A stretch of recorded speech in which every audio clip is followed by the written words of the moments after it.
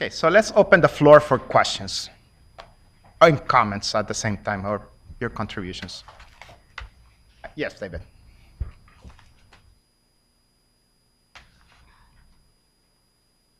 My name is David Spielman. I'm from the International Food Policy Research Institute.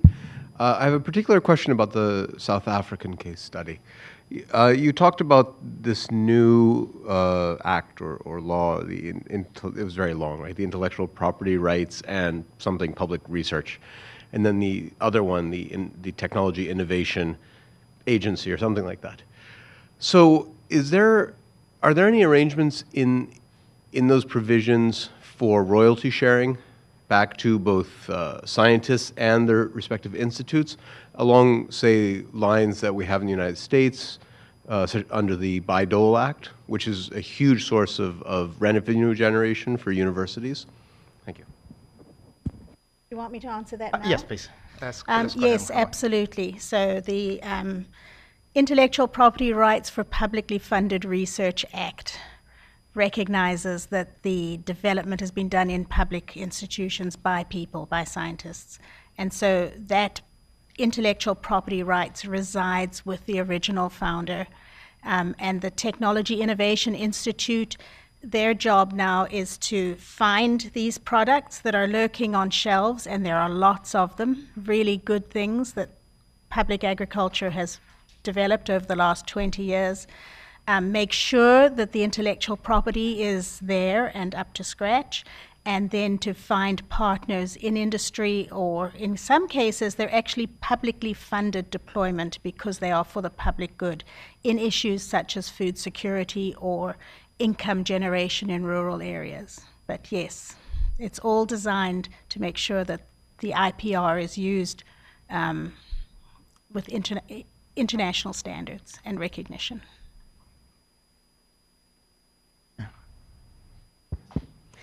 Hi, Judy Chambers.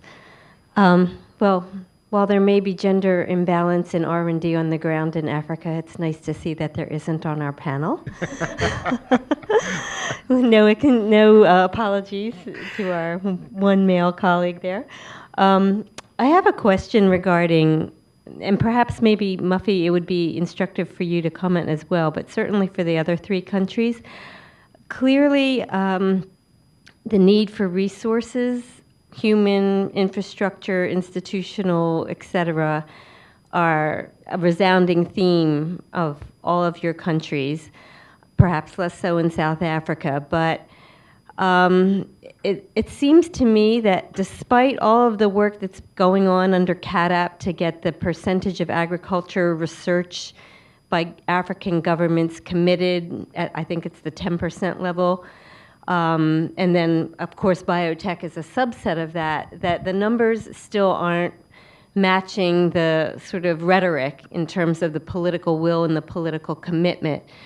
Is there any attempts or efforts on the part of your university institutions or your research institutions under government to try and collectively mobilize in a way that brings the attention of the political apparatus to the need for this better funding? Or, I mean, how does it work? Do you just sort of say, well, we're not getting the money and it's wiped out, as in the case of Nigeria, you had robust funding and then it disappeared?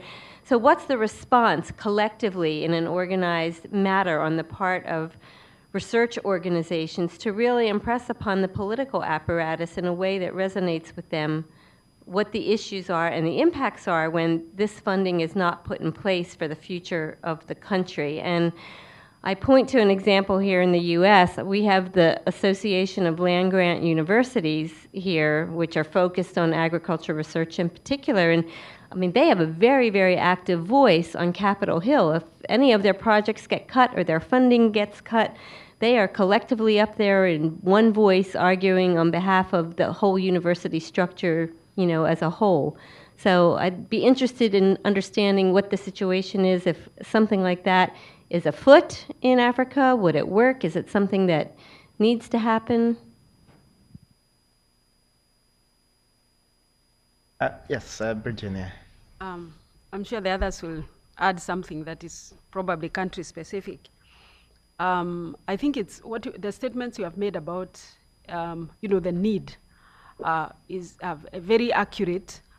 Although there's a sense in which quite a bit of resources are being allocated to research.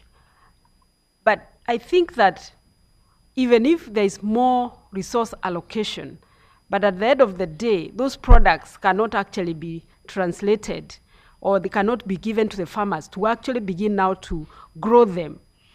It's just going to be more research for us. So I think that the need that we have that is quite urgent is the issue of credibility of science, credibility as science as sufficient to prove the case that it can work, that when the products have been produced and they're available, we don't need more debate on whether it's the solution to the problem. I think that intervention will probably turn out to be more urgent. In terms of whether universities are trying to mobilize and even other institutions, there is recently in Kenya a university's kind of a consortium, because the scientists who are working in the universities have been feeling very frustrated. I think I mentioned earlier that even the students that they are teaching in the universities are beginning to wonder what is the logic behind the government, for example, giving public funds into universities for students to be trained in biotechnology. But as soon as, within the program, there's so much noise in the public, in the public domain about about what some of the political class think about, for example, GM crops. So the students are questioning that I don't see the need of the government allowing students to be trained, but also not allowing the products to be adopted. So they made this biotechnology consortium, and I think it's making some progress. I think they are working together with partners like, Africa Harvest, ISA, which you are aware, they are trying to do that. So there's room for that. There's room for that, and I think it's going to have an impact. I see it, the dialogue that has been going on, the talk that is there, the way the media has picked up things, it's helping that agenda. Obviously, we would benefit from more resources, but the most urgent thing, at least for my country at this point, is just to break this stalemate of the ban, and just having no politicians make statements about science. Unless you're just going to say we are supporting the research that is going on. We want that, but not, you shouldn't have a vote if you don't have information. You shouldn't have a vote that carries weight, that makes people believe that what you are saying is actually credible. And then when you have informed like maybe 15 million people, it takes like 2 years to convince those people that what they actually had was not as accurate as all that. Yes, Sylvia.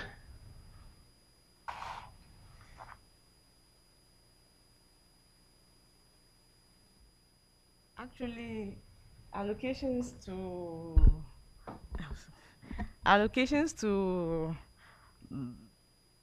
biotechnology, agriculture in particular, is quite high in Nigeria on paper.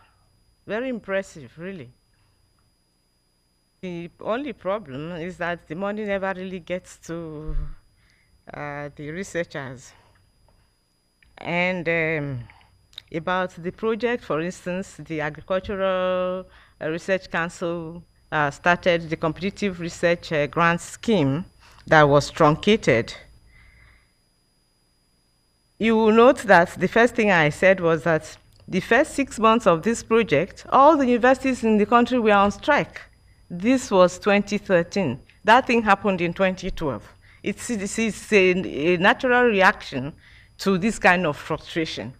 So that's, and at the time they were on strike, where we were collecting data, all the research institutes were just coming back also from a 4-month strike. The same reason. The money is allocated to them, it is mopped up again. So the frustration is what makes everybody, they are on strike today, they are on strike tomorrow, and they keep asking them, why don't you use another strategy if the strikes are not working? They haven't solved that problem about which strategy to use again. And linked to that is that the most important challenge we have for science in general in the country today is electricity. It grounds everything.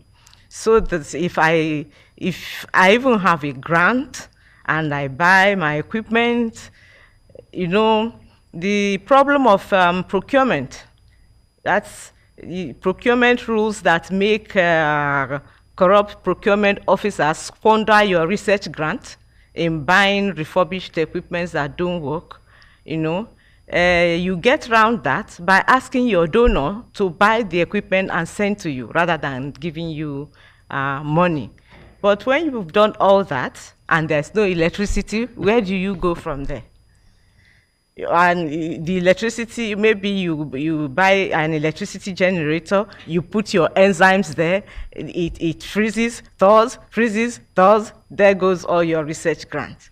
And the end of all this frustration is that the scientists go on strike. So probably you could suggest alternative strategies to the scientists in Nigeria about this, their dilemma, really. Yes, Jeffrey. In Uganda, there are direct activities that are aimed at increasing funding in ag biotech. I cannot say that the country is not interested in financing ag biotech.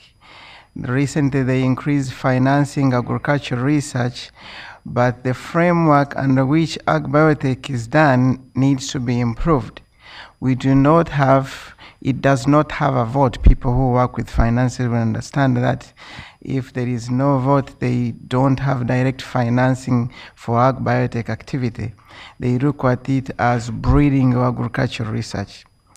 But the situation is likely to change because currently the public is pushing to have the science and technology as a ministry, through which ag biotech can be a branch of agricultural research, and then it can be financed.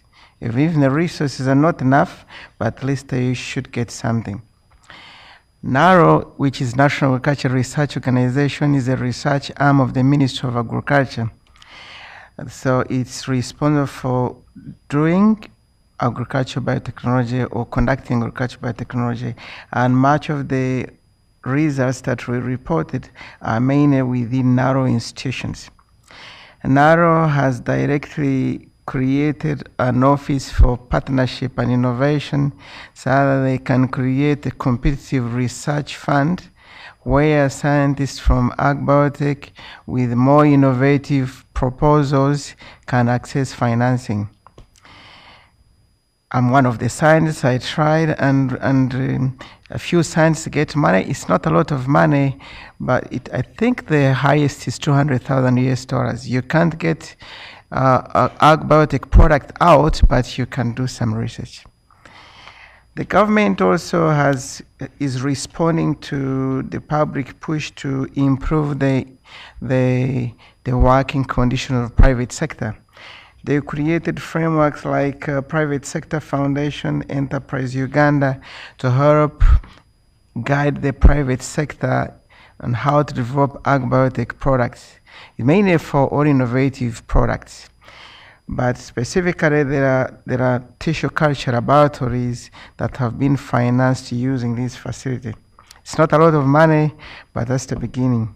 But we need to remember that agricultural biotechnology just started yesterday in Uganda, 2003, compared to 26 years ago. So when I look at these initiatives, I think if the country had the framework for financing the research and the road that allows commercialization of the products, there is more hope. Then lastly, the scientists are trying to link products to political objectives. In Africa, what is challenging is that you have to be in the political agenda if you have to be a priority for financing. How do you do that? If you develop a product, for example, the many districts in Uganda or regions were pushing to have the banana problem solved. If the president did not solve it, then they will say, we are not voting you. So the president is in the forefront of promoting banana bacterial wilt-resistant banana.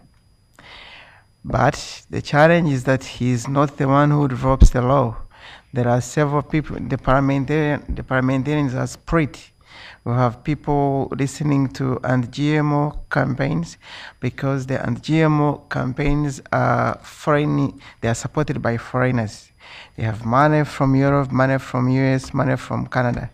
So people who are still interested in small money have mixed feelings. But we've managed to convince a big proportion of the parliamentarians to support the law, because we've managed to bring most of them to visit the institutions and see the products that are under development. I know it's going to take a while, but there are deliberate efforts at least to improve, to move from where we are. Another initiative is that the president said that only products that are developed within Uganda will be supported up to commercialization. That is encouraging to local scientists, because if you are importing, the government is not supportive that much. But if you are, though we acquire genes from other countries, if you have a product like banana developed in the country, the research shows that the acceptability is more than enough. Thanks. Yes, and So the survey in South Africa identified 2 areas where researchers have actually contacted government and tried to get changes. And the first area is in the government cycle for funding, which is 3 years. And researchers are saying when you're developing a genetically modified crop, you're looking at 15 years. And it's very disconcerting to get funding for 3 years, because you don't know, are you going to work on this and it's going to be stopped. And they contacted the government funding agency, which is the Department of Science and Technology. And I was interested that the DST has been working with researchers to assure them that they understand the length of the development process. DST has also said they cannot change the funding cycle. That is a government process. But in allocating funding, when they start to fund a GM improvement product, they know they're looking at 15 years. So there's been this discussion backwards and forwards between them. And the second one is from academic researchers who really struggle because they have no funding for full-time technical staff. And they say this is essential for institutional memory and to have continuity, because most of the research is done by students, but the students leave. And so they too have been working with DST, Department of Science and Technology. And the solution that DST has come up with, because again, government doesn't fund full-time employees at academic institutes that are technical, is that they will work with these universities to make applications for alternative sources of funding. One of the things the survey points out is that most researchers rely on government funding. There's very little effort to access other funding sources in South Africa. And so one of the constraints is the time it takes to put applications together for these big programs. And so DST is looking at a way to provide a platform to assist academics to apply for alternative funding. thank you. Did you have a? I think you have a. Did you have a question? Yeah, yes, please.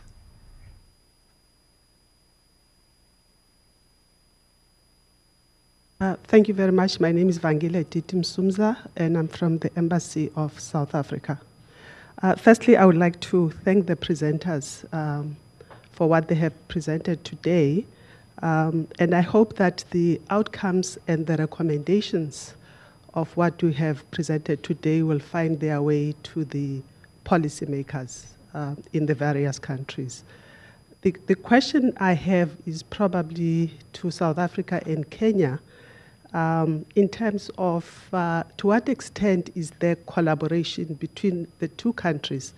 Because I was at a meeting addressed by DuPont, and they talked about the work that they were doing on sorghum in South Africa and in Kenya. So is there collaboration? Because I think at some point it can address the resource issue, and secondly, it can also address the issue of getting the policymakers to ensure that the results get implemented.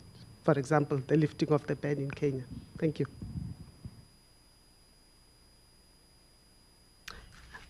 Yeah, I think there has been some amount of collaboration between Kenya and South Africa. In the case of the sorghum that you talk of, the African biofortified sorghum, I think the project is actually working in a number of countries, and South Africa is quite important in that entire setup. In actual fact, even at this point, the institution that has been carrying or housing the African biofortified sorghum, which is Africa Harvest, they actually do have an office in South Africa. I think it's in Johannesburg, and I think that's for the purpose of outreach with the universities and the other institutions. I'm not sure that there are specific efforts and plans to involve, for example, anybody within the South African setup to try and have the ban lifted. That one, I'm not sure there's anything is very specific. But from a broad perspective, and I think Murphy will probably say something about that, it's been quite clear the difference between the way South Africa perceives biotechnology and GM crops when you compare, for example, with Kenya, and I think it's probably true for Uganda, because South Africa has been able to adopt commercially the GM crops, they see directly their advantages, and there isn't a lot of need to convince people when you can actually see how it's all benefiting people. So even in discussions where Kenya is seated with South Africa and trying to decide, are we going to adopt this, for example, legislation, we usually find they are on opposite sides of the scale, because we are still at the point where we don't have a commercial product, and therefore it's still a discussion. It's still some kind of theory out there that GM crops or biotechnology crops or products can actually lead to increased incomes. They can solve problems of food. It's still being discussed. So I'm not sure I've answered the question so well, but I'm trying to communicate that yes, South Africa could help and can intervene in terms of, especially by bringing forward the argument and saying that if you just adopt, you will find that you will need to continue with the biotechnology. But if you don't adopt, then it's still going to be a discussion. Well, I support everything that Virginia says, and maybe just a few examples in maize. The one example that the survey pulled out, which I really enjoyed, was the University of Cape Town has developed virus-resistant maize, but Cape Town's right at the bottom of Africa, and maize doesn't flower at that latitude. And so they collaborated with the University of Kenyatta. That's where they found the expertise they wanted in Kenya. And the University of Kenyatta ran all their proof of concept greenhouse trials for them. And then they moved back to South Africa further north and ran their trials with the ARC in the field. But those kind of collaborations are happening. And if you look at the drought-tolerant maize, that's a collaboration between 5 countries. It's a public-private collaboration. South Africa's one of the groups, and Kenya, Uganda, Tanzania, and Mozambique are all working together on that project. And if we look at cotton, the insect-resistant cotton, South Africa grows all the seed that has been used for the field trials in the Kenya cotton testing, and has done a lot of training for the Kenyans. And if we look at biosafety, the kind of things Virginia was talking about, and decision makers, policy makers.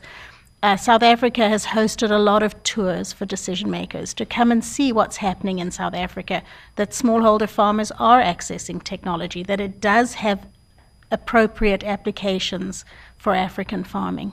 And then in addition to that, South Africa has been involved in a lot of regulatory training in Africa.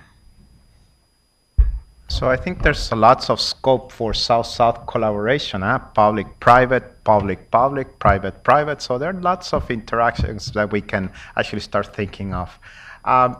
Yes, a question. Just on that note, I'd be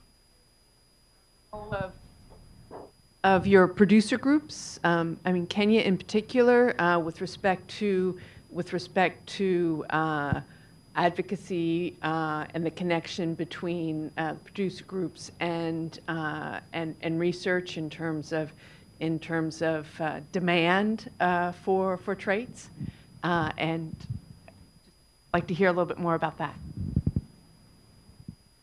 I think I can only say that there isn't real organization in terms of producer groups, especially with genetically modified crops. With tissue culture, there has been quite a lot of success with producer groups in terms, because there have been some organizations that have actually tried to help farmers adopt the technology. So they work with groups in the area of bananas especially. They work with groups directly and just help them to even make the value chain for bananas so that they can be able to adopt. And then, then after that, whatever products are coming out of it, there has been even some value addition. That is a very good example of how it can all work with producer groups. And that model is what I was saying earlier when I was talking that tissue culture bananas or tissue culture crops, the success that has been there with tissue culture can actually be used to now, support the adoption of GM crops, but we still have to have the authorization. In terms of the role, they are generally a bit disjointed. The groups, the producers are not really having a forum. I know that some of the not advocacy, but some of the institutions that are trying to create knowledge or explain to everyone why biotechnology should be adopted, groups like ISA and Africa Harvest, I think they have been trying to bring farmers to forums so that they come and listen. But you see, farmers, they are quite many, and then it depends on what the interests are in the different areas. But for a crop like cotton, for example, the farmers have actually been trying to be heard through their political representatives. But now it depends very much on whether the politician supports that crop. There are two examples.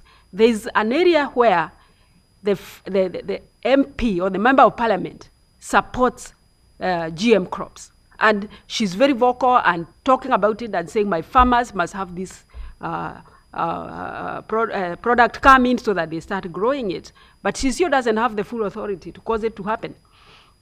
In another area where cotton, for example, could be a target crop for increasing incomes, the member of parliament does not support it. So these two people are seated in the same parliament. So one is saying that we need our farmers to adopt. The other one is saying that GMOs cause cancer, so we don't want cotton in my constituency or in my...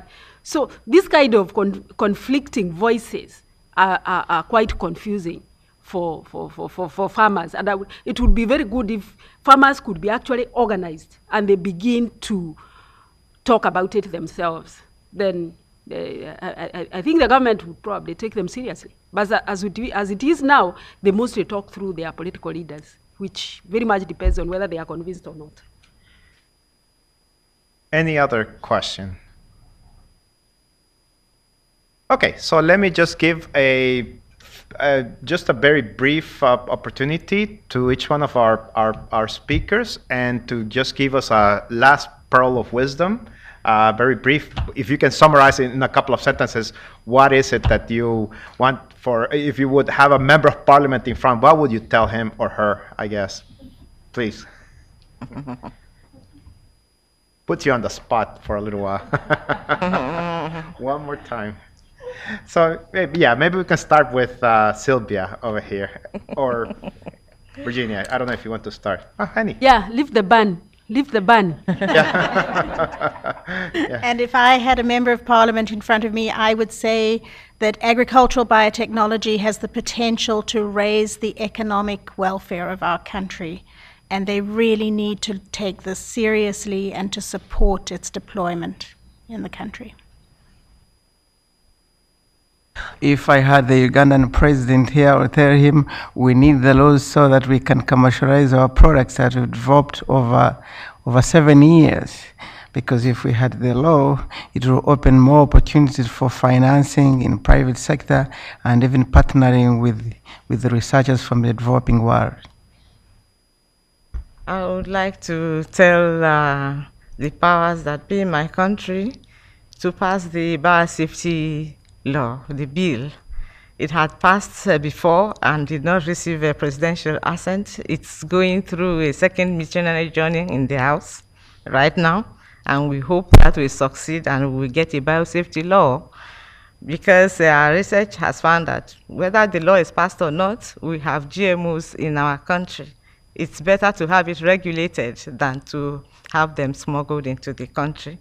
The technology has a lot of promise for our country, and without it, we will be missing out on a third technology that will revolutionize agriculture in the world. Okay, thank you very much for your attendance, and I hope that this was useful. Thank you very much.